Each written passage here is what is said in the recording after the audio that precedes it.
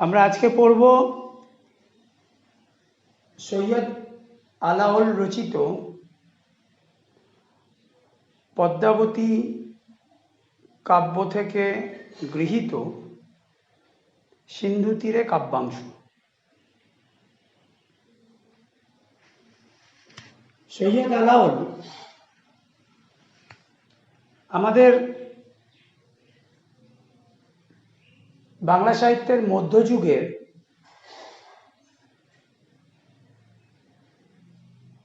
এক ব্যতিক্রমী ধারার কবি।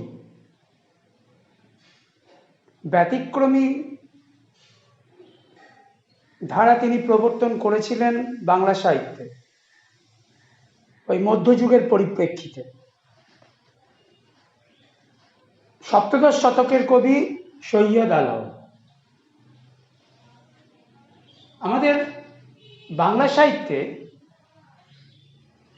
মধ্যযুগের যদি ধারাকে বিচার করি, বাংলা সাহিত্যের মধ্যযুগের তার বিষয়বস্তু মূলত আবর্তিত হয়েছিল ধর্মকে কেন্দ্র করে। অর্থাৎ ধর্মকেন্দ্রিক সাহিত্যের পরিমণ্ডল মধ্যযুগে বিস্তৃত ছিল, ব্যাপ্ত ছিল। দেবদেবীর মাহাত্ম্য কাব্যের প্রধান বিষয়বস্তু হয়ে উঠেছিল।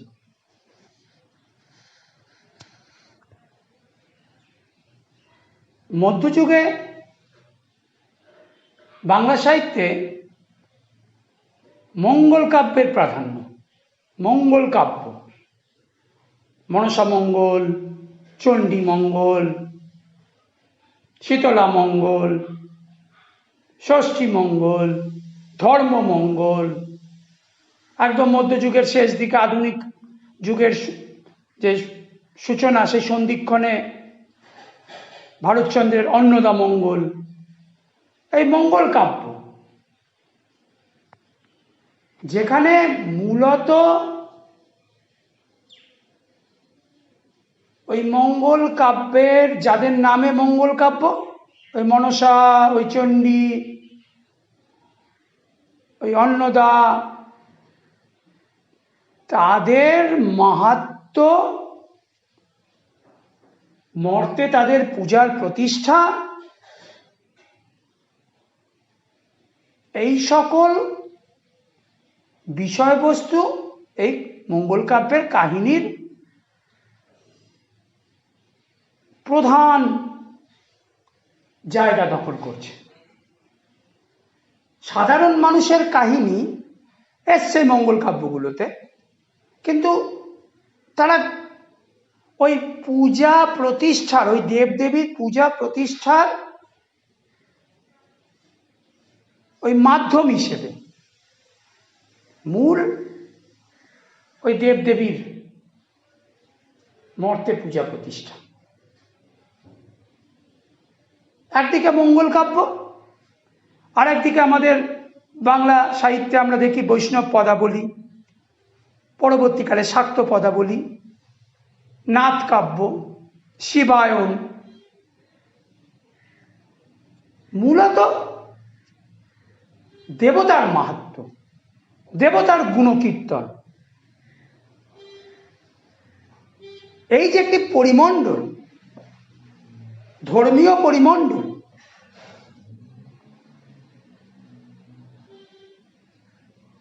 একটা গতানুগতিকতা, তার বাইরে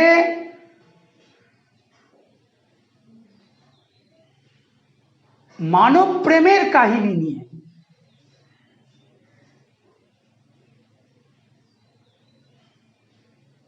এক নতুন ধারার সূচনা করলেন আরাকানের রোসাঙ্গ যে রাজসভা, সেই রাজসভার কবি দৌলত কাজী সৈয়দ আলাওল। দৌলত কাজী রচনা করলেন লোর চন্দানী সতী ময়না, কাব্য সমাপ্ত করতে পারেননি, সেই কাব্য সমাপ্ত করলেন তার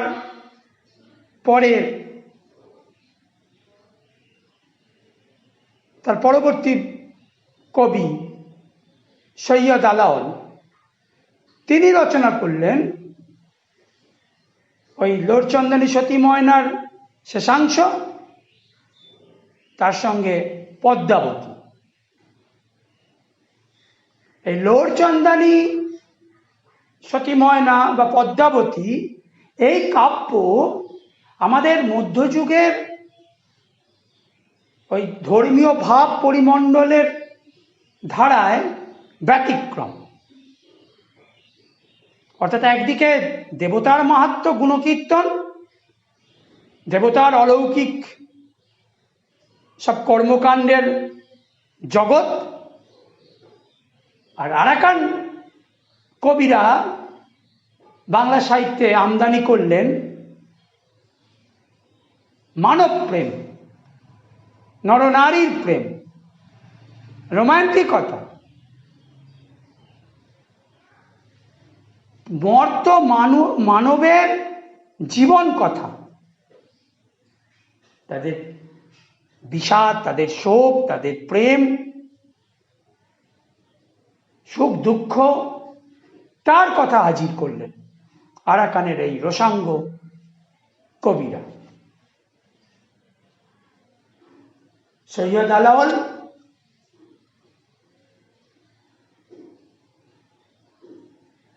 তিনি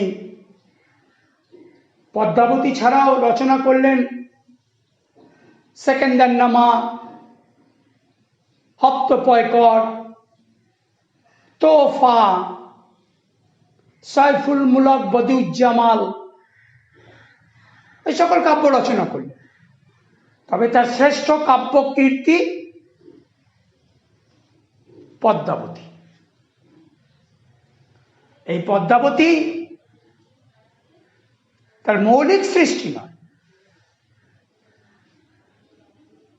পদ্মাবতী তার কাহিনী তিনি গ্রহণ করেছিলেন হিন্দি ভাষার বিখ্যাত কবি মালিক মোহাম্মদ জায়সি, তার যে পদুমাবত যে কাব্য, সেই পদুমাবত কাব্যের কাহিনী তিনি গ্রহণ করেছেন এবং তাকে তিনি বাংলায় অনুবাদ করেছেন। বাংলায় অনুবাদ করলেও এই কাব্য কিন্তু মালিক মোহাম্মদ জায়সির কাব্যের আক্ষরিক অনুবাদ হয়ে ওঠেনি। অর্থাৎ হিন্দি থেকে বাংলায় অনুবাদ করেই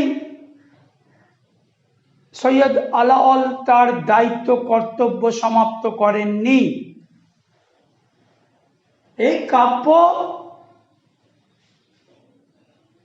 আলাওলের এক নিজস্ব সৃষ্টি হয়ে উঠেছে। কাহিনী, মূল কাহিনীটা তিনি গ্রহণ করেছেন, কিন্তু সেখানে বাঙালিয়ানা সংযোজন করেছেন। চিতোরের যে প্রেক্ষাপট, মেবারের যে প্রেক্ষাপট, সেই প্রেক্ষাপট থেকে পদ্মাবতী, রত্নসেন, নাগমতী, এই যে ক্যারেক্টারগুলো, চরিত্রগুলো, সে চরিত্রগুলো বাঙালি হয়ে উঠেছে। তাদের আচার আচরণ, তাদের জীবনচর্যা, তাদের রীতি, সমস্ত কিছুতেই আমরা বাঙালিয়ানার সুর বাজতে দেখছি। মালিক মোহাম্মদ জায়সির যে পদুমাবত, সেই কাব্য অনেক বেশি আধ্যাত্মিক ভাব পুষ্ট। সুফি যে ধর্মতত্ত্ব, সেই সুফি ধর্মতত্ত্ব, তার যে ভাগবত তত্ত্ব, কাব্য জুড়ে তারই ওই পদুমাবত কাব্যে তারই আমরা প্রতিধ্বনি শুনতে পাই। কিন্তু আলাওল যে পদ্মাবতী রচনা করছেন, সেখানে কিন্তু ওই ভাগবত তত্ত্ব, ধর্মতত্ত্ব, অধ্যাত্ম যে বাদ, সেখান থেকে বেরিয়ে এসে তা কিন্তু মানবীর যে প্রেম, যে রোমান্টিকতা, যে রোম্যান্স,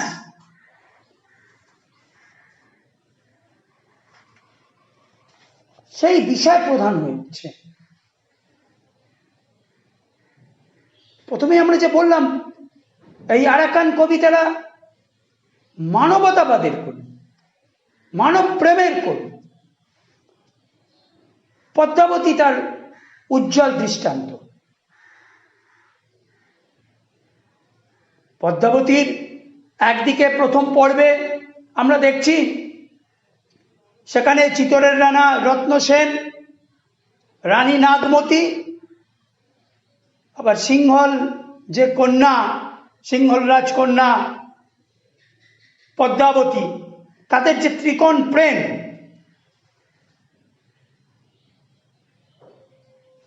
প্রথম পর্বে। দ্বিতীয় পর্বে আবার দেখছি সেখানে প্রবেশ করছেন দিল্লীশ্বর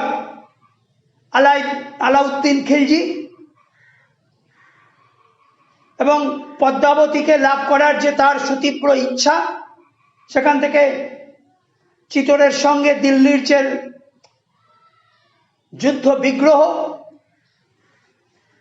চিতরের স্বাধীনতা রক্ষার জন্য রত্ন সেনের যে আত্মবলিদান, এবং শেষ পর্যন্ত পদ্মাবতী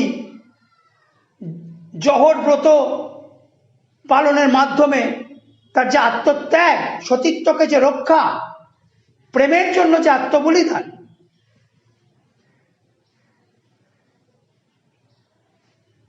সেই সমস্ত কাহিনী উঠে আসছে পদ্মাবতীতে।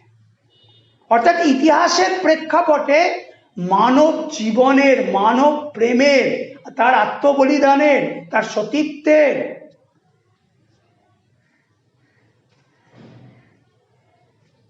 কাহিনী বুনেছেন সৈয়দ আলাওল। সেই দিক থেকে এই কাব্য বাংলা সাহিত্যের ইতিহাসে শ্রেষ্ঠ সম্পদ। মধ্যযুগের প্রেক্ষিতে দাঁড়িয়ে একজন কবি, তিনি মানবতার সপক্ষে কলম ধরছেন, তার জন্যই তা শ্রেষ্ঠ। সুবৃহৎ আখ্যান, সুবৃহৎ কাহিনী আমাদের পদ্মাবতী। 56 খণ্ড জুড়ে কাহিনী, সূচনা থেকে উপসংহারে যাত্রা। 56 খণ্ড। আমাদের দশম শ্রেণীতে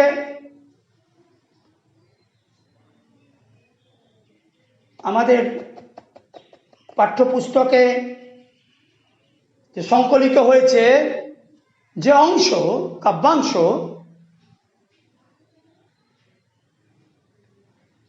পঁয়ত্রিশতম যে খণ্ড, যার নাম ছিল পদ্মা সমুদ্র খণ্ড, সেই পদ্মা সমুদ্র খণ্ড থেকে কিয়দ অংশ, কিছুটা অংশ গ্রহণ করা হয়েছে, সংকলন করা হয়েছে।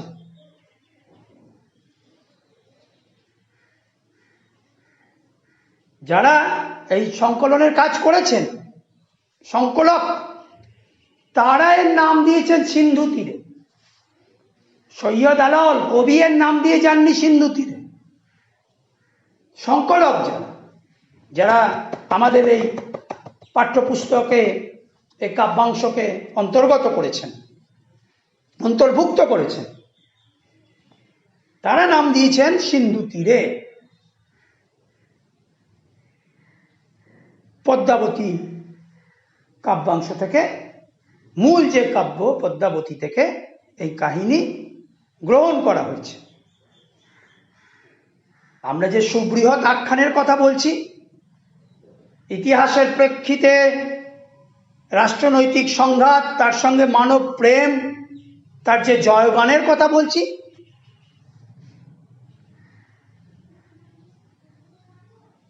সেই কাহিনী রস আমরা নিশ্চয়ই এই সংক্ষিপ্ত এই পরিসরে অনুধাবন করতে পারবো না, গ্রহণ করতে পারবো না। সেই রসাস্বাদনে আমরা ব্যর্থ হব। কিন্তু এই সংক্ষিপ্ত পরিসরে আমরা যা পাবো তা হলো আমাদের বাংলা সাহিত্যের ইতিহাস। আমরা এর আগের যে কবিতাগুলো পড়েছি সব আধুনিক কবি, তাদের কবিতা। আমরা অনুবাদ কবিতা পড়েছি। তাহলে আধুনিক বাংলা কবি, তাদের যে সমাজ চেতনা তা আমরা বুঝতে চেষ্টা করেছি। আবার একজন মধ্যযুগের কবি, তার পরিপার্শ্ব, তার চারদিক, সেই সম্পর্কে তার যে চেতনা, সেইটা আমরা বুঝতে পারবো। আর আমাদের যে ভাষার বিবর্তন, প্রাচীন যুগ, প্রাচীন যুগের পরে মধ্যযুগ, মধ্যযুগের পরে আধুনিক যুগ, এইভাবে ভাষার যে ক্রম বিবর্তনের যে প্রকাশ, সেই বিবর্তনের একটা ইঙ্গিত, একটা স্তর আমরা এই কবিতা পাঠের মধ্য দিয়ে বুঝতে পারব।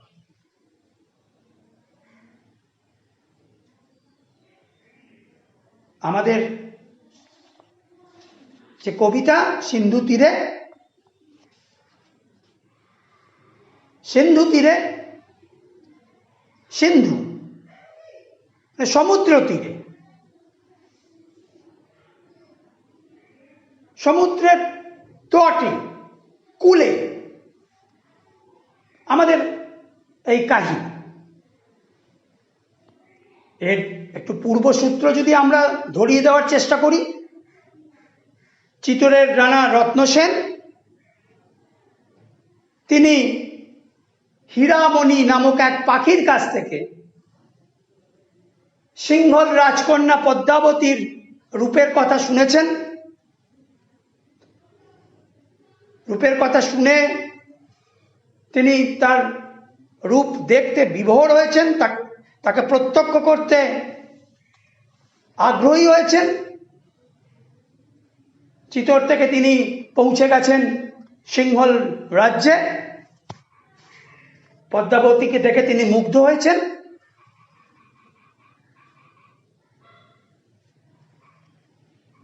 পদ্মাবতীর পিতার কাছে তিনি বিবাহের প্রস্তাব দিয়েছেন। বিবাহ হয়েছে পদ্মাবতী এবং রত্নসেনের। বিবাহ হওয়ার পরে তারা সিংহল থেকে ফিরছেন চিতোর রাজ্যে। পদ্মাবতী সঙ্গে নিয়েছেন তার 4 সখীকে। তারা ফিরছেন সমুদ্র পথে। সমুদ্র পথে ফেরার সময় সমুদ্র এক ব্রাহ্মণের ছদ্মবেশে উপস্থিত হয়েছেন রত্নসেনের কাছে। ভিক্ষে চেয়েছেন, দান ভিক্ষে চেয়েছেন। রত্নসেন প্রত্যাখ্যান করেছেন। ব্রাহ্মণকে ভিক্ষে দেননি। সমুদ্র তাতে ক্রুদ্ধ হয়েছে। ক্রোধান্বিত হয়ে সমুদ্র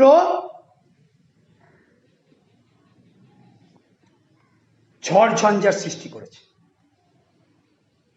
প্রবল ঝড় ঝঞ্ঝা, প্রাকৃতিক দুর্যোগের সৃষ্টি।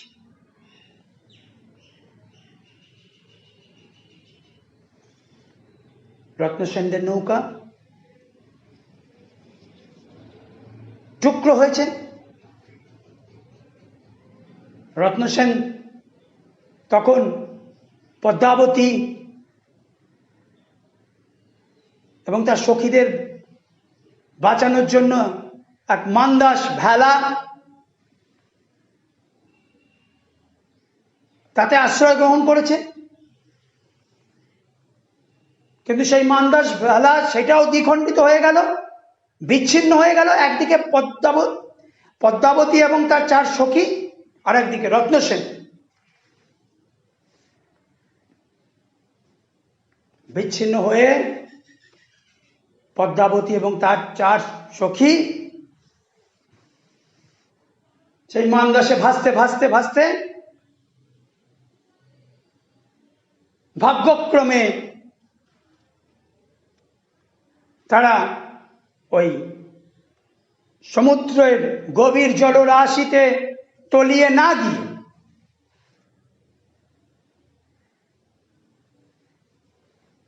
এক পারে বেলাভূমিতে তটে এক কূলে এসে পৌঁছেছে।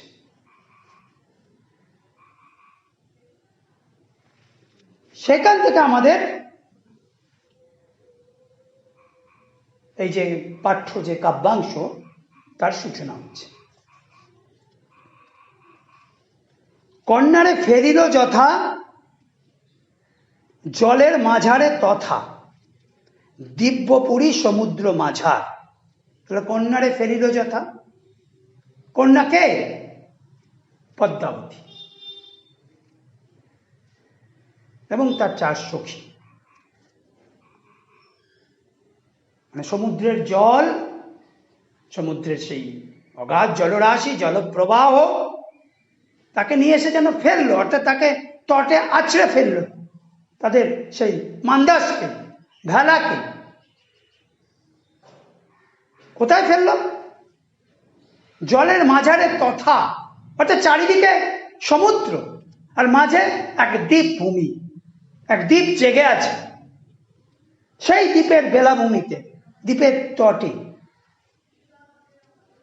সেই সমুদ্র পরিবেষ্টিত দ্বীপ ভূমিতে পৌঁছল পদ্মাবতীর ভেলা। দিব্যপুরী সমুদ্র মাঝার, ওই সমুদ্র পরিবেষ্টিত যে দ্বীপ ভূমি, সেই দ্বীপ ভূমি তাকে বলা হচ্ছে দিব্যপুরী। দিব্য স্বর্গ, স্বর্গীয় নগরী। কেন স্বর্গীয় নগরী বলা হচ্ছে? একদিকে স্বর্গ সৌন্দর্যের আধার, নন্দন কানন স্বর্গেই বিরাজ করে, স্বর্গেই তার অবস্থান। আবার স্বর্গ পুণ্যভূমি, ন্যায়ের অধীশ্বর, দেবতারা তো সেখানেই বিরাজ করে। এই দ্বীপভূমি যেখানে পদ্মাবতীর ভেলা এসে পৌঁছেছে, তাকেও বলা হচ্ছে দিব্যপুরী। স্বর্গের সঙ্গে তাকে তুলনা করা হচ্ছে। অতি মনোহর দেশ, যে মনোহর দেশ, যেন নন্দনকাননের সৌন্দর্য ওই স্বর্গ থেকে মর্তে নেমে এসছে, শোভা পাচ্ছে, মনোহর, মন হরণ করছে, যা যা মনোরম, যা মুগ্ধকর, যা স্বর্গীয় সুষমামণ্ডিত। নাহি তথা দুঃখ ক্লেশ, সেখানে দুঃখ কষ্ট যন্ত্রণা নেই প্রজাদের। প্রজারা সবাই সুখে আছে, সুখে বসবাস করছে। কোন রাজ্যে প্রজারা সুখে বসবাস করে? যেই রাজ্যে রাজা প্রজা কল্যাণকামী হন, যিনি শিষ্টের পালন করেন, দুষ্টের দমন করেন, সেই প্রজানুরঞ্জক রাজ্যে প্রজারা সুখে শান্তিতে বসবাস করে। এই রাজ্য সেই রাজ্য, সেই স্বর্গরাজ্য, সকলেই সুখে শান্তিতে আনন্দে বসবাস করে। সত্য ধর্ম, সদা সদাচার। রাজা নিজে সত্যের পথে চলেন, ন্যায় ধর্মকে তিনি তার রাজ্য শাসনের মানদণ্ড করে তুলেছেন। তিনি ন্যায়ের পথে চলেন, তিনি সত্যের পথে চলেন। প্রজারাও কিন্তু রাজাকে অনুসরণ করেন, রাজার আদর্শকে অনুসরণ করেন। তারাও সত্যের পথে, ন্যায়ের পথে চলেন। সদা সদাচার, সদা সর্বদা সবসময় সদাচার, সৎ আচার, সৎ ন্যায় নীতি তাকে গ্রহণ করেন তাদের জীবনে, তাকে অক্ষরে অক্ষরে মেনে চলেন।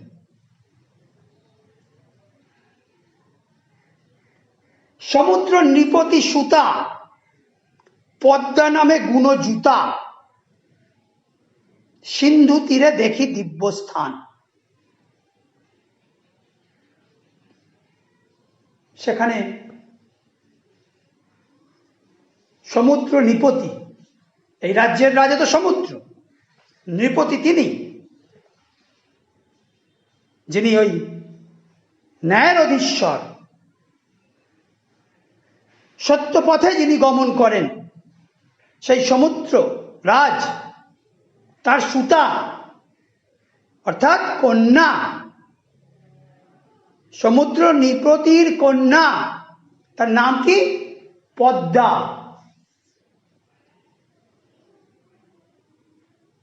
জায়সির কাব্যে ওই পদুমাবতে সমুদ্র নৃপতি কন্যার নাম ছিল লক্ষ্মী।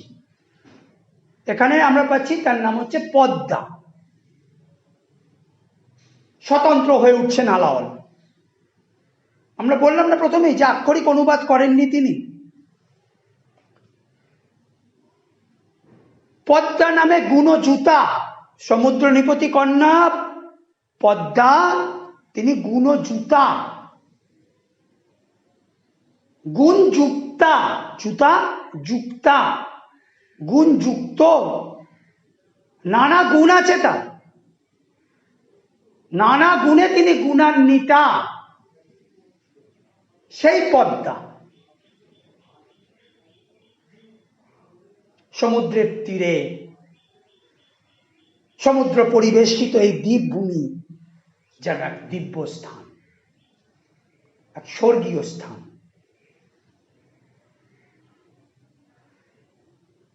উপরে পর্বত এক, ফল ফুলে অতিরেক। তটভূমি থেকে দেখা যাচ্ছে একটা পর্বত,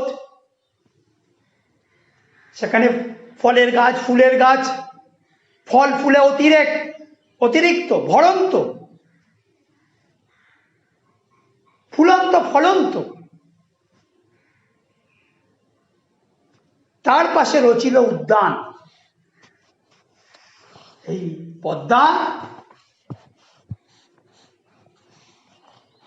ফল ফুলে ভরন্ত এক সুরম্য উদ্যান, বাগান রচিল, তৈরি করলো, নির্মাণ করলো, নিজের হাতে তৈরি করেছে পদ্মা। যত্নে লালন পালন করেছে তার প্রিয় বৃক্ষরাজিকে। নানা পুষ্প মনোহর, নানা পুষ্প, বহু ফুল, বহু রঙের ফুল, বহু সৌরভের ফুল, মনোহর। সেই ফুলের সৌন্দর্য আমাদের মন হরণ করছে, আমাদের চক্ষুকে সার্থক করছে, আমাদের দর্শনেন্দ্রিয়কে তৃপ্ত করছে।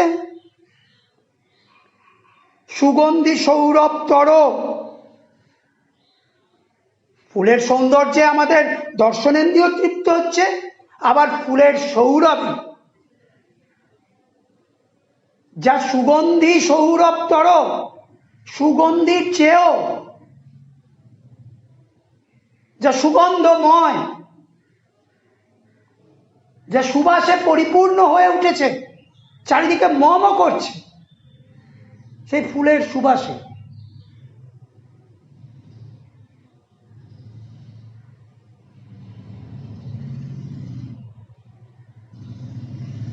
নানা ফল বৃক্ষ সুলক্ষণ, গাছে ফল ধরেছে, নানা ফল ধরেছে।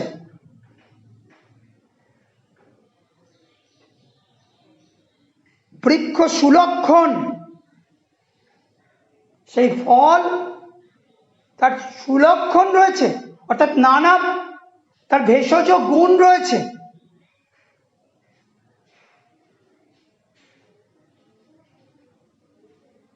তাহলে যে উদ্যান পদ্মা রচনা করলো তা আমাদের চোখ, আমাদের দর্শনেন্দ্রিয়, আমাদের যে ঘ্রাণেন্দ্রিয়, আমাদের হৃদয় কে পরিপূর্ণ করে তুলছে। তার রূপ রস গন্ধ স্পর্শে আমরা তৃপ্ত হচ্ছি। তাহাতে বিচিত্র টঙ্গী, উদ্যান রচনা করেছে, তার মাঝখানে আমরা দেখছি কি বিচিত্র টঙ্গী, টঙ্গী প্রাসাদ, সেই রাজপ্রাসাদ, বিচিত্র বৈচিত্র্যমণ্ডিত।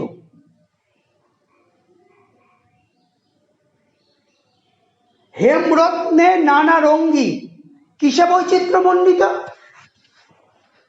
সেই প্রাসাদ হেম, স্বর্ণ, সোনা, রত্ন, নানা মণিমাণিক্য, সেই স্বর্ণ নানা মণিমাণিক্যে খচিত এক প্রাসাদ। তার জন্য সেটা বলছে বিচিত্র, অর্থাৎ বৈচিত্র্যময় সেই প্রাসাদ। স্বর্ণ মণিমাণিক্যের ঔজ্জ্বল্য ঠিকরে বেরোচ্ছে সেই প্রাসাদ থেকে, তার সৌন্দর্য রাঙিয়ে তুলছে সেই প্রাসাদকে, তার শোভাবর্ধন করছে, তার সৌন্দর্যকে প্রকাশ করছে। সেই বিচিত্র টঙ্গিতে, সেই মণিমাণিক্য খচিত সৌন্দর্য মণ্ডিত স্বর্ণ শোভিত সেই প্রাসাদে তো তথা কন্যা থাকে সর্বক্ষণ। সেই প্রাসাদে আমাদের কন্যা, আমাদের সমুদ্র নিপতি কন্যা পদ্মা থাকেন, বাস করেন। পিতৃপুরে ছিল নিশি, নানা সুখে খেলি হাসি। পিতৃপুরে, পিতার প্রাসাদে তার সখী পরিবেষ্টিত হয়ে তাদের সঙ্গে রঙ্গ তামাশা করে, হেসে খেলে আনন্দ করে সেখানেই তিনি থাকেন, সেখানেই তিনি রাত্রি যাপন করেছেন। যদি হইল সময় প্রত্যুষ, যখন সময় প্রত্যুষ অর্থাৎ ভোরের আগমন ঘটেছে, সখীগণ করি সঙ্গে আসিতে উদ্যানের রঙ্গে। সখীদের সঙ্গে সে প্রাসাদ থেকে নেমে এসছে তার নিজের হাতে তৈরি সেই ফুল ফলে শোভিত সেই বাগানে ভ্রমণ করতে বেরিয়েছে সকালবেলা। সিন্ধু তীরে রহিছে মাঞ্জস। ভ্রমণ করতে করতে এমন সময় তার চোখ চলে গেছে দূরে, ওই বেলাভূমিতে, ওই তটভূমিতে। দেখছে আরে সে সমুদ্রের তীরে একটা মাঞ্জস, একটা ভেলা এসে পৌঁছেছে। কে এলো? মনেতে কৌতুকবাসী, কৌতূহলের উদ্রেক হয়েছে। কে এসে পৌঁছলো? এই রাজ্যে কে পদার্পণ করলো? কোন সে অতিথি? মনেতে কৌতুকবাসী, কৌতূহল দেখা দিল। তড়িৎ গমনে আসি, তড়িৎ, তাড়াতাড়ি, শীঘ্র, যেন ছুটে ছুটে তারা এসে পৌঁছল। পদ্মা এবং তার সখী এসে পৌঁছল সেই বেলাভূমিতে, সেই মাঞ্জসের কাছে, ভেলার কাছে। দেখে চারি সখী চারিবিদ। এসে দেখছে যে চারদিকে পরিবেষ্টিত, চারিভিত, চারদিকে পরিবেষ্টিত হয়েছে চার সখী। মধ্যেতে যে কন্যা খানি, চারদিকে চার সখী, মাঝে এক কন্যা। রূপে অতি রম্ভা যিনি,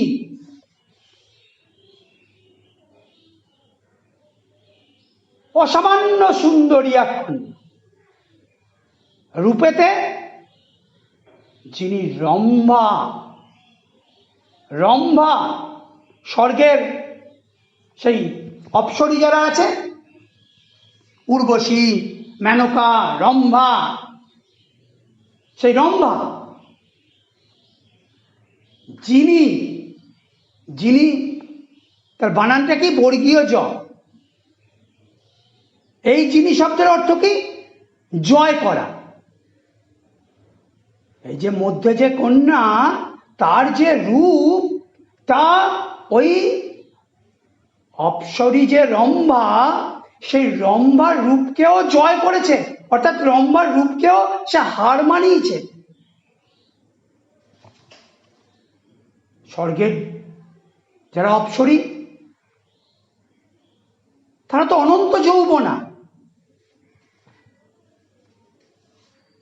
সৌন্দর্যে তারা শ্রেষ্ঠ। তাদের মায়াবিনী রূপ, তারা নৃত্যে পারদর্শী, গানে পারদর্শী। স্বর্গের এই অপ্সরাদের মর্তে পাঠানো হতো মুনি ঋষির ধ্যান ভঙ্গ করার জন্য। তাদের রূপে, তাদের সঙ্গীতে, তাদের নৃত্য কলায় কত মুনি ঋষি তারা ধ্যান ভঙ্গ করেছেন। ওই সৌন্দর্যের কাছে, ওই মায়ামুগ্ধময় সৌন্দর্যের কাছে তারা নিজেদের সমস্ত তপস্যার ব্রত সমর্পণ করেছেন। সেই অপ্সরী রম্ভা, সেই রম্ভাকে ও রূপে হার মানাচ্ছেন ওই মধ্যের কন্যা, যিনি আসলে পদ্মাবতী। এই রম্ভা, এর সম্পর্কে স্কন্দ পুরাণে বলা হয় যে দেবরাজ ইন্দ্র, দেবরাজ ইন্দ্রের রাজসভায় তো এই সকল অপ্সরী, অপ্সরা, তারা তো সমস্ত ওই নৃত্য, সঙ্গীত পরিবেশন করতেন। আর ইন্দ্র, দেবতাদের রাজা ইন্দ্র, তিনি ওই যারা ওই সে কঠিন তপস্যায় বসতেন, আমাদের মুনি ঋষিরা, তাদের কঠোরত্ব পরীক্ষার জন্য, তাদের সংযমের পরীক্ষার জন্য এই সকল অপ্সরাদের মর্তে প্রেরণ করতেন।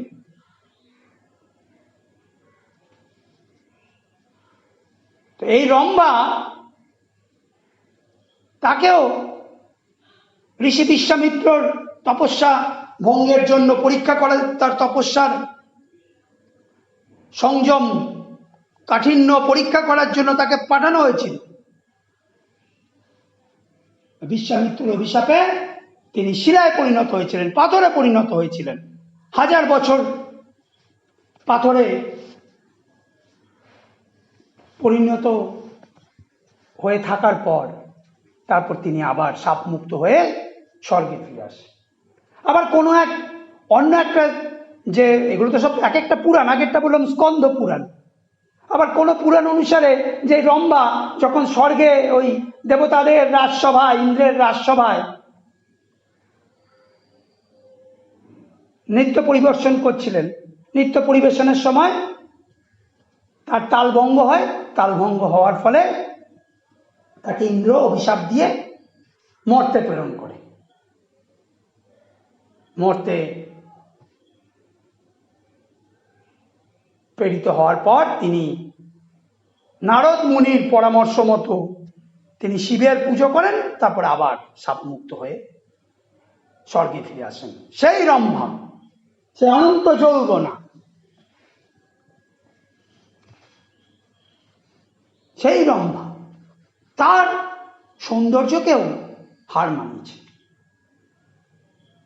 রূপেবতী রম্ভা, যিনি রম্ভাকে জয় করেছে, নিপতিতা চেতন রহিত এইভাবে মাটিতে পড়ে রয়েছে ভূপতিতা হয়ে, সংজ্ঞা নেই। ওই যে রম্ভাকে অভিশাপ দিয়ে পাঠিয়েছিল ইন্দ্র মর্তে, তখন তিনি সংজ্ঞাহীন অবস্থায়,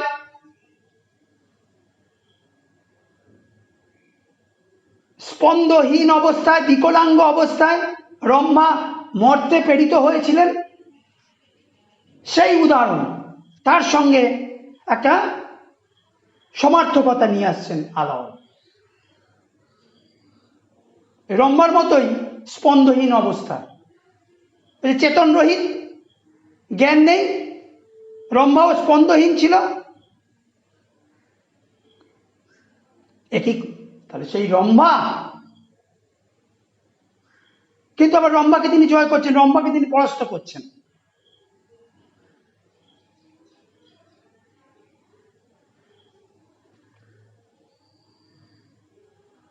দেখিয়া রূপের কলা,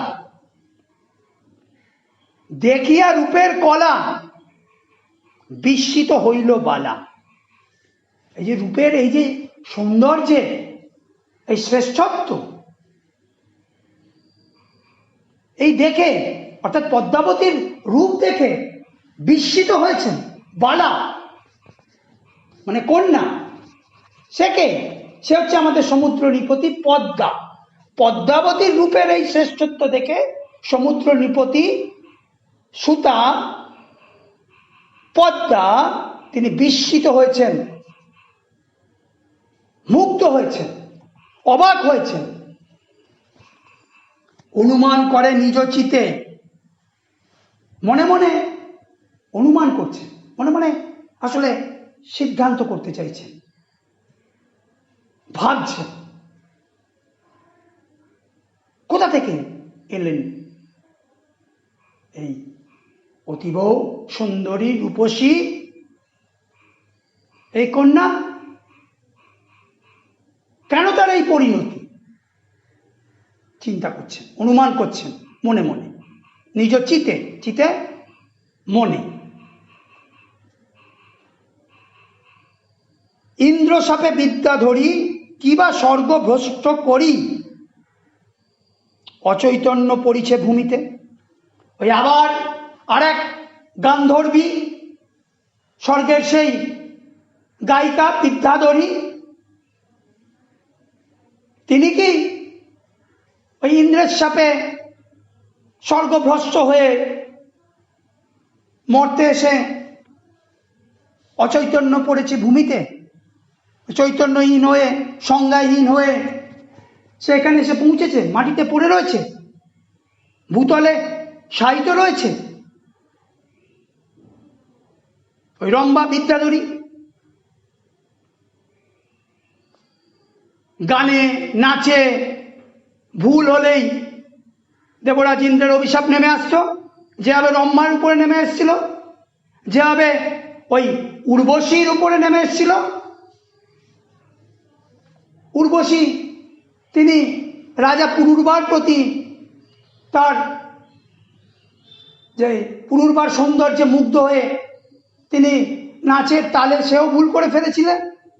তারপরে তারও পরিণতি হয়েছিল, তাকেও ইন্দ্র অভিশাপ দিয়ে মর্তে প্রেরণ করেছিলেন।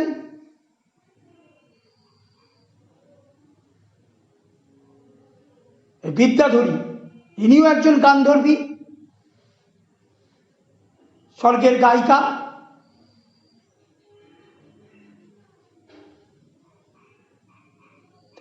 কি কোন বিদ্যাধরী ইন্দ্র শাপে ভ্রষ্ট হয়ে, স্বর্গভ্রষ্ট হয়ে সে এখানে এসে পৌঁছেছে? বেকত দেখিয়ে আঁকি কেন সে বসন সাক্ষী। বেকত, ব্যক্ত, ব্যক্ত থেকে বেকত।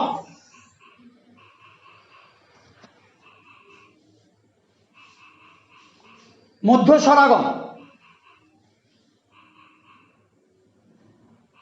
যখন উচ্চারণের সুবিধায় আমরা যুক্ত ব্যঞ্জনকে ভেঙে ফেলি, সেটাকে বলি আমরা মধ্য স্বরাগম। যুক্ত ব্যঞ্জনকে ভেঙে তার মাঝে স্বরধ্বনির আগমন ঘটাই। ব্যক্ত থেকে বেকত। ব্যক্ত অর্থাৎ প্রকাশ, তার যে আঁখি দেখছে, তার যে চোখ, যার মধ্যে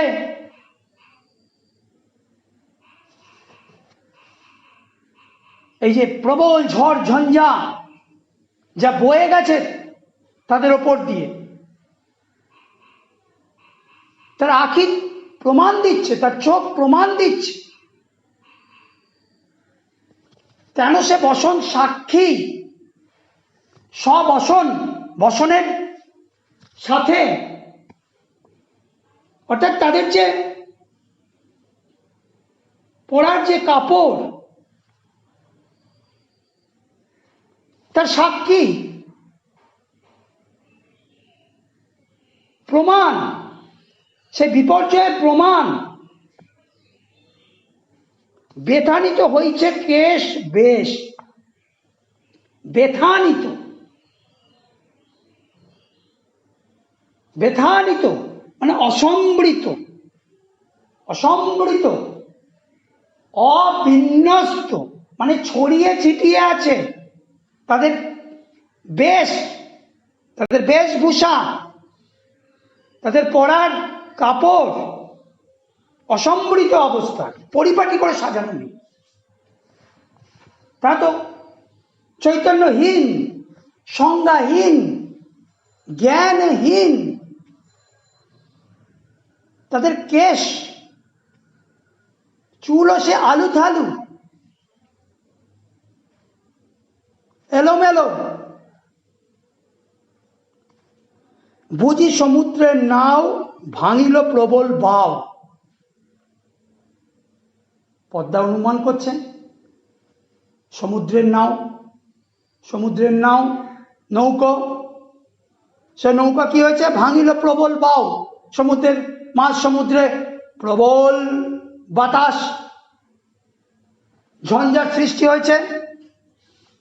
সেই প্রবল বাতাসে নৌকা ভাঙিল।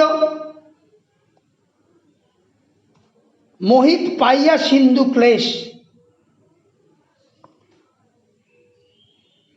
তাহলে প্রবল ঝড় ঝঞ্ঝার সম্মুখীন হয়েছে,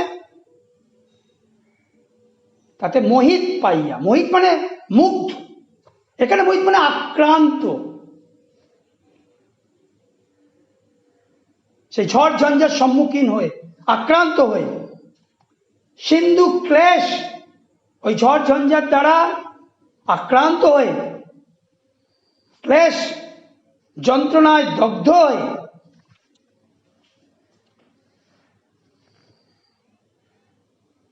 ভয়ার্ত হয়ে, আতঙ্কিত হয়ে, একটা ঝড় বয়ে গেছে তাদের শরীর দিয়ে। সেই অবস্থায় তারা এখানে এসে পৌঁছেছে।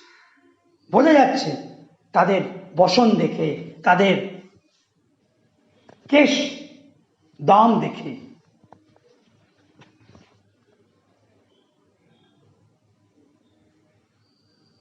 সে বিপর্যয়ের চিহ্ন প্রকট হয়ে রয়েছে।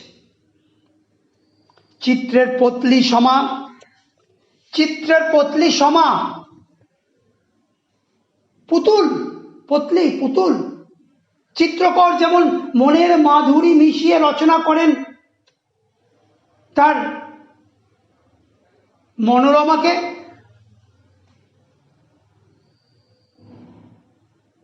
নিখুঁত করে তোলেন,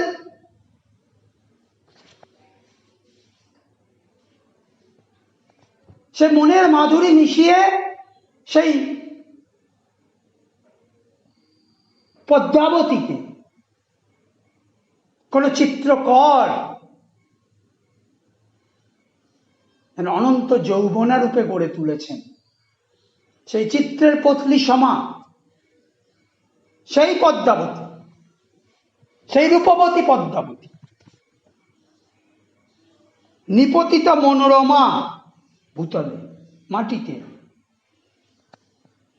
সেই মনোহরণকারী পদ্মাবতী আসীন হয়ে রয়েছে। সামনে গিয়েছে পদ্মা, পরীক্ষা করছে। তারা তো জ্ঞান নেই, চেতনা নেই, পরীক্ষা করছে তারা বেঁচে আছে তো আদৌ। কিঞ্চিত আছয় মাত্র শ্বাস, হ্যাঁ এখনো ধুক ধুক করছে, এখনো শ্বাস আছে,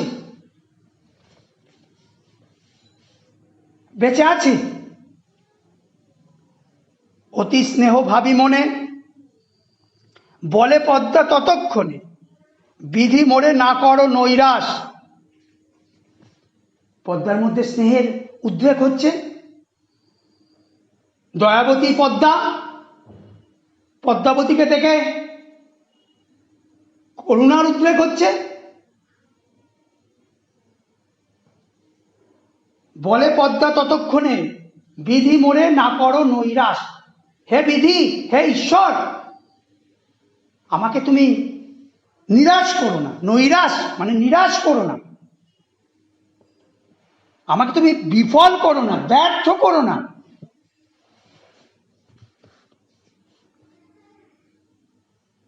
বিধাতার কাছে প্রার্থনা করছে পদ্মা। পিতার পুণ্যের ফলে, মোহর ভাগ্যের বলে, বাহুরক কন্যার জীবন। হে বিধি, হে ঈশ্বর, আমার পিতা তো সত্য পথে গমন করেন, সত্য পথে সদাসীন তিনি ন্যায়াধীশ।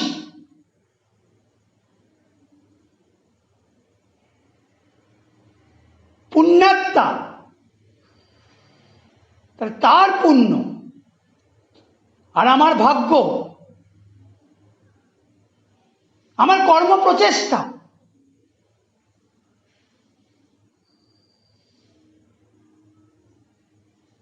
বাহুরক কন্যার জীবন, বাহুরক ফিরিয়ে দাও, হে ঈশ্বর ফিরিয়ে দাও এই কন্যার জীবন, এই কন্যাদের জীবন।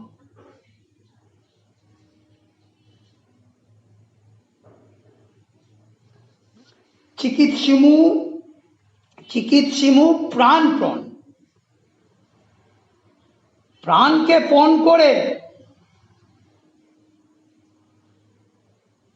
শেষ পর্যন্ত আমি চিকিৎসা করব। কৃপা করো নিরঞ্জন, হে নিরাকার ঈশ্বর, তাকেই আমরা বলি নিরঞ্জন। হে ঈশ্বর, আমি তো প্রাণপণ চিকিৎসা করব, কিন্তু তোমার কৃপা দৃষ্টি যদি বর্জিত হই, তাহলে তো আমি কন্যার জীবন ফিরিয়ে আনতে পারবো না। কারণ তুমি হচ্ছে জীবন এবং মৃত্যুর নিয়ন্ত্রক।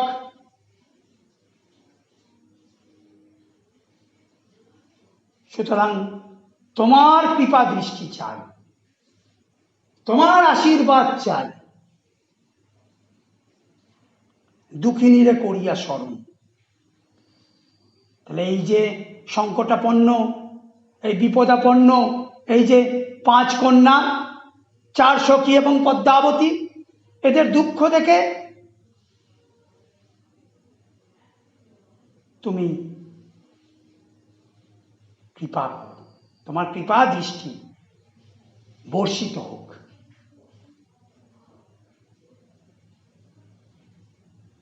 দুঃখী মানুষের তুমি তো নাথ, তুমি তো স্বামী, তুমি তো প্রভু। বিপন্ন মানুষ, সংকটাপন্ন মানুষ, তাদের পাশে তুমি এসে দাঁড়াও। এই মরণাপন্ন মানুষ, তাদের পাশে এসে দাঁড়াও। এখানে দুঃখিনী পদ্মাবতী, তার 4 সখী, তাদের পাশে এসে দাঁড়াও। সখী সবে আজ্ঞা দিল। পদ্মা, সমুদ্র নিপতি কন্যা পদ্মা সব সখীকে আজ্ঞা দিল, নির্দেশ দিল, উদ্যানের মাঝে নিল। অর্থাৎ এই বেলাভূমি থেকে তাদের নিয়ে আসা হলো পদ্মার সেই সুরম্য উদ্যানে। 5 জনে বসনে ঢাকিয়া ওই 5 জনকে, তাদের তো সেই বসন্ত অসম্বৃত অবস্থায় ছিল, তাদের বসনে ভালো করে তাদের আবৃত করা হলো, ঢাকা হলো। অগ্নি জ্বালি ছ্যাঁকে গাও, কেহ শিরে কেহ পাও। আগুন জ্বালানো হলো শিরে, মাথায়, পায়ে সেক দেওয়া হলো। ছ্যাঁকে গাও, সেক দেওয়া হলো। ঠান্ডা হয়ে রয়েছে, শীতলতা তাদের সারা শরীর জুড়ে। তাদের এবার জীবনের উত্তাপ ছড়িয়ে দিতে হবে তাদের মধ্যে। আগুন হচ্ছে সেই জীবনের উত্তাপ।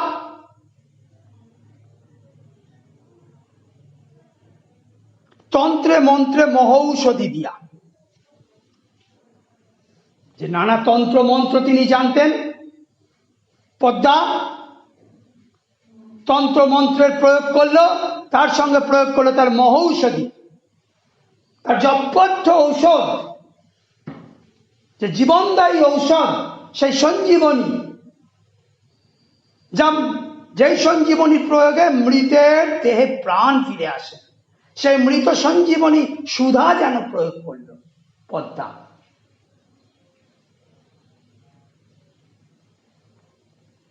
দণ্ড চারি এই মতে। দণ্ড, দণ্ড কি? দণ্ড হচ্ছে সময়ের একক। 4 দণ্ড,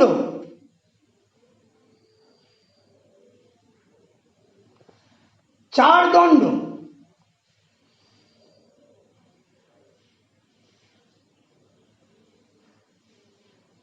এক দণ্ড হচ্ছে 1 প্রহরের 7.5 ভাগের 1 ভাগ, ওই 24 মিনিটের মতো। সেরকম 4 দণ্ড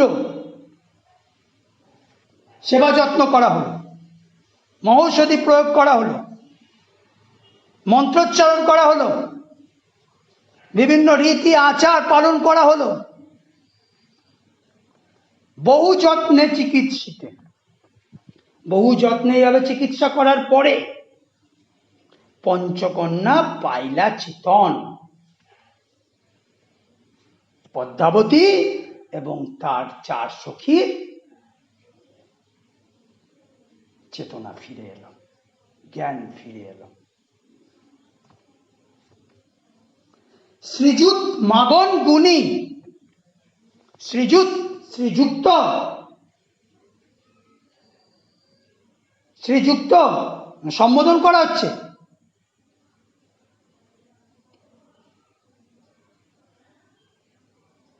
মাগন গুণী, এই মাগন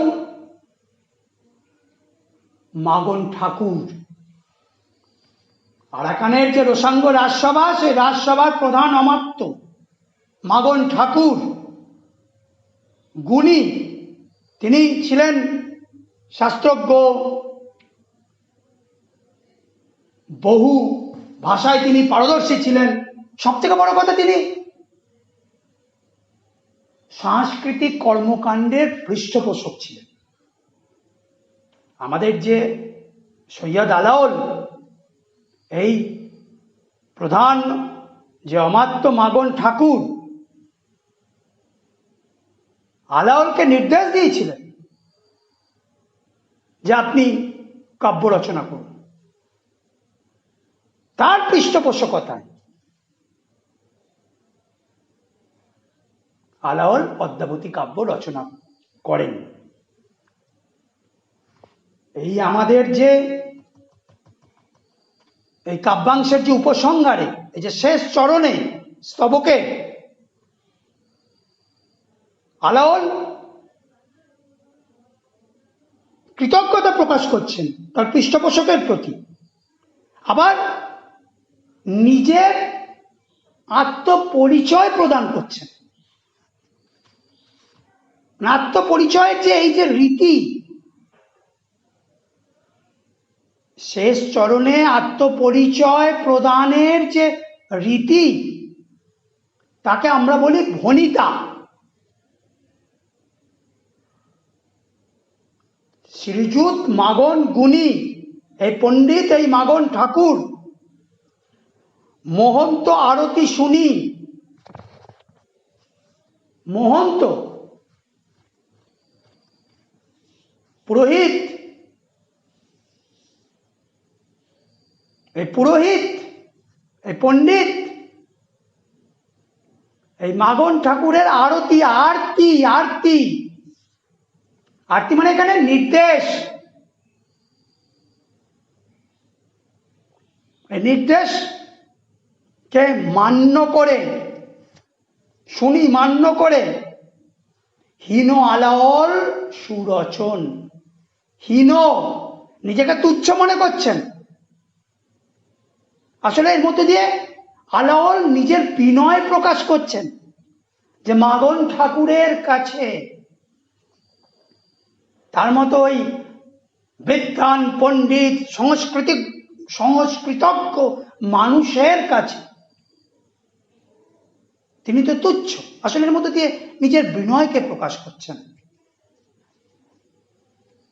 আলাওল। ওই যে নিজেকে প্রকাশ করলেন, নিজের নামটা প্রকাশ করলেন, এটাই বনিতা। আলাওল সুরচন, এই যে সুন্দর রচনা, অর্থাৎ এই যে পদ্মাবতী তিনি রচনা করলেন, করছেন,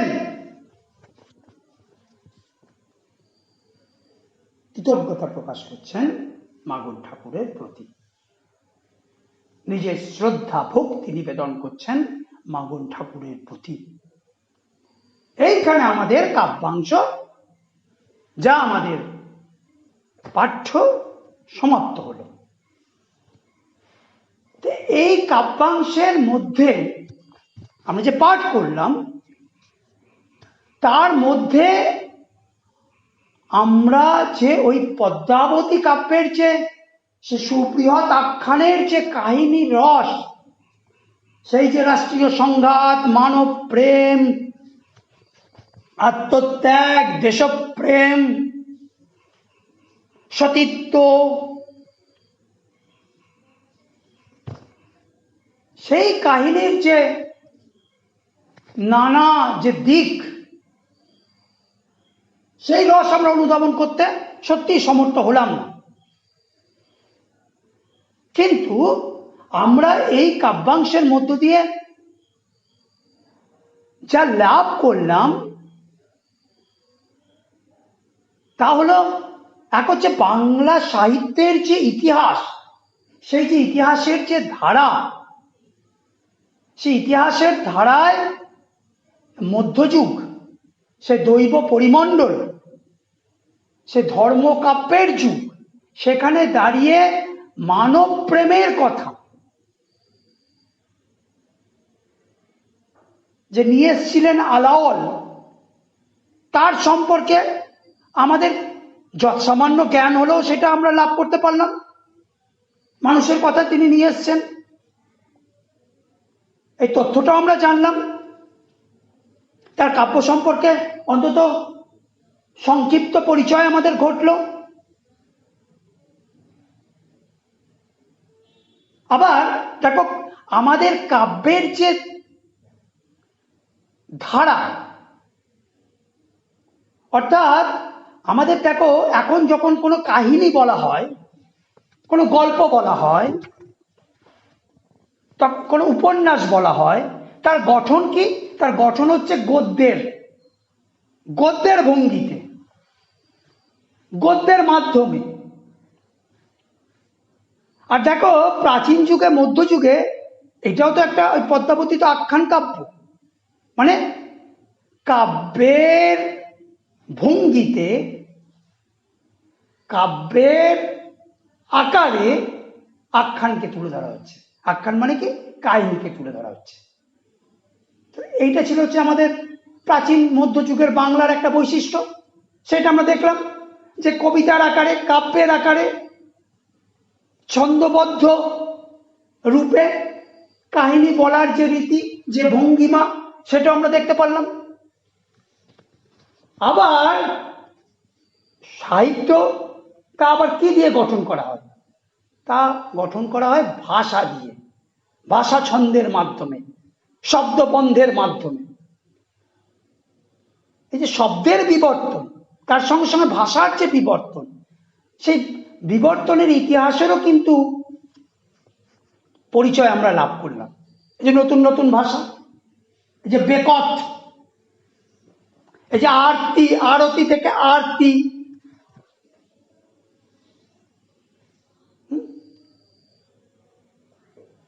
তেনো, বেথানিত, পতলি, এই যে এই শব্দগুলোর তাহলে মধ্যযুগে বাংলা ভাষায় এই শব্দগুলোর প্রয়োগ। তারপরে বিবর্তনের মধ্য দিয়ে আমাদের আধুনিক বাংলায় এই ভাষা বিবর্তনের মধ্য দিয়ে আমরা কি করে পৌঁছলাম, তার সম্পর্কে আমাদের একটা জ্ঞান লাভ হলো। আর আলাওলের যে মানবিক দৃষ্টিভঙ্গি, যে মানবতাবাদের কথা তা আমরা বলেছি, সেই মানবতাবাদের একটা প্রকাশ কিন্তু আমরা দেখছি এই কাব্যে। যিনি প্রধান চরিত্র, অর্থাৎ পদ্মা, এই পদ্মার চরিত্র আমরা যতটুকু কাব্যাংশে আমরা তার উপস্থিতি দেখেছি, পদ্মার চরিত্র, এক মানবীর চরিত্র আমাদের সামনে কিন্তু প্রকাশ হচ্ছে খুব সুস্পষ্ট ভাবেই। পদ্মা, তার মধ্যে যে প্রথমেই আমরা দেখি যে প্রকৃতি প্রেম, তার যে সৌন্দর্য চেতনা, সৌন্দর্য যে প্রিয়তা, সেটা কিন্তু তার মধ্যে প্রথমেই দেখি। কত যত্নে সে তার উদ্যান গড়ে তুলেছে, এক সুরম্য উদ্যান। প্রকৃতির সঙ্গে তার যে সম্পর্ক, প্রকৃতিকে সে যেন আগলে ধরে আছে, আঁকড়ে ধরে আছে। তিনি যেন প্রকৃতি কন্যা, সমুদ্র কন্যা, আবার একদিকে তিনি প্রকৃতি কন্যা। ফুল ফলে এক যেন নন্দনকানন গড়ে তুলেছেন আমাদের পদ্মা। প্রকৃতির সঙ্গে যে তার এক অঙ্গাঙ্গী সম্পর্ক, হৃদয়ের সম্পর্ক, যার সৌন্দর্যের চোখ আছে, যে সুন্দরকে ভালোবাসে, সেই তো এইভাবে এক নন্দনকাননকে গড়ে তুলতে পারে ওই দ্বীপভূমিতে। তাহলে পদ্মার এই যে প্রকৃতির প্রাণতা, সৌন্দর্য, মুগ্ধতা তার চরিত্রে প্রথমে আমরা দেখি। ফুলন্ত ফলন্ত ভরন্ত এক মনোমুগ্ধকর বাগান তিনি তৈরি করছেন। পদ্মার চরিত্রে আমরা যেটা দেখি, তিনি যেমন পদ্মাবতীর সৌন্দর্যে মুগ্ধ হয়েছে, ওই সৌন্দর্য মুগ্ধতা, সৌন্দর্য প্রিয়তাতেই তিনি অভিভূত হয়েছেন। তাকে চিত্রার্পিত পুতুলের ন্যায় সেই চিত্রকরের মনের মাধুরী মিশায়ে আমি তোমারে করেছি রচনা, সেই চিত্রকরের সেই নিখুঁত, অথবা ওই স্বর্গীয় অপ্সরীদের ন্যায় এক অনন্ত যৌবনের নারীর মতো পদ্মাবতীর সৌন্দর্যে তিনি মুগ্ধ হয়েছেন। এই সৌন্দর্য প্রিয়তার সঙ্গে সঙ্গে তোমরা আর একটা জিনিস দেখো, যে তিনি কতটা উদার মনের নারী। এক নারী আর এক নারীর রূপের প্রশংসা করছেন খোলা মনে, তার মধ্যে কোনো অহংবোধ নেই। তিনিও সমুদ্র রাজকন্যা, রাজকন্যার অহংবোধ তাকে গ্রাস করেনি। খোলা মনে প্রশংসা করছেন পদ্মাবতীর, তার রূপের প্রশংসা করছেন। রম্ভার সৌন্দর্যকেও পরাস্ত করছে পদ্মাবতী, এই অনুমান তিনি করেছেন, এই সিদ্ধান্তে তিনি এসেছেন। কতটা তিনি উদার, উদার হৃদয়ের মানুষ। তার চরিত্রের সবচেয়ে বড় দিক তার যে মমতাময়ী নারী সত্তা। নারীরা মায়ের জাত। মা যেমন, মায়ের মধ্যে যেমন আমরা দেখি স্নেহ, মমতা, মায়া, নারী জাতির মধ্যে আমরা এটা দেখি। পদ্মার মধ্যেও তাই। ওই পদ্মাবতী এবং তার 4 সখীর ওই বিপন্নতা,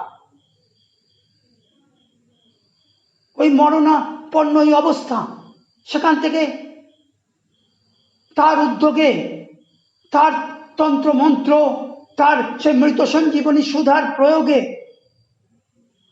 কত যত্ন করে, কত আপ্রাণ সেবায় মৃত্যুর মুখ থেকে ফিরিয়ে নিয়ে আসছে। এই যে তার মমতাময়ী নারী সত্তার প্রকাশ,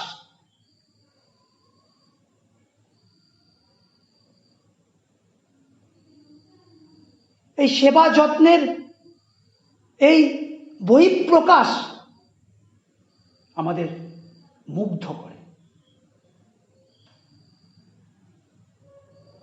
একজন রাজকন্যা, তিনি অচেনা পথিকদের আগলে আঁকড়ে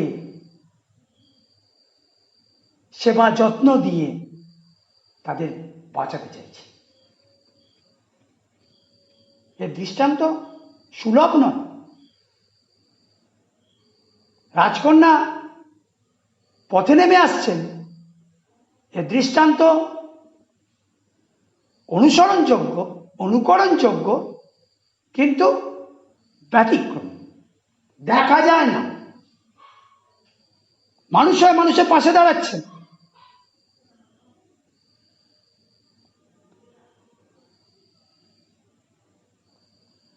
তার চরিত্রে আমরা দেখছি যে তিনি হচ্ছেন একজন আস্তিক্যবাদী। তিনি জানেন তার কর্মপ্রচেষ্টা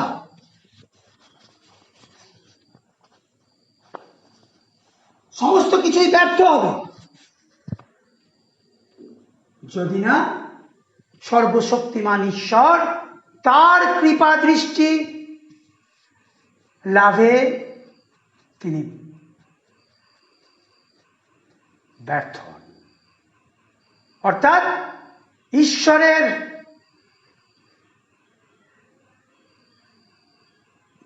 দয়া করুণা ভিক্ষা করেছেন, তিনি প্রার্থনা করেছেন।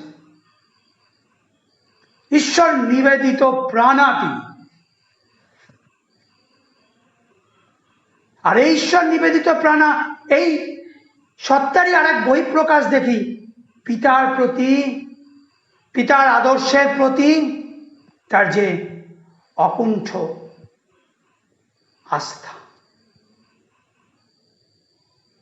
পিতার পুণ্যের ফলে, অর্থাৎ তার পিতা যে পুণ্যাত্মা,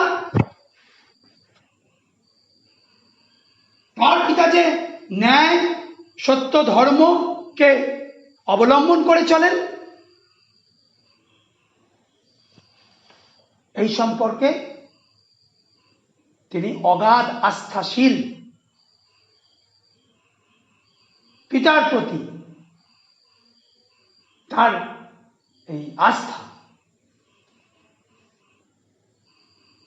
তাকে যথার্থ কন্যারূপে হাজির করে।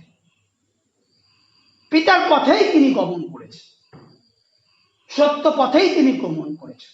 তিনি যথার্থ মানবী হয়ে উঠেছেন। রাজ ঐশ্বর্যে প্রতিপালিতা হয়েও তিনি সাধারণ মানবী, আবার অসাধারণ মানবী হয়ে উঠেছে তার মমতাময়ী, সেবাময়ী নারী সত্তার মধ্য দিয়ে।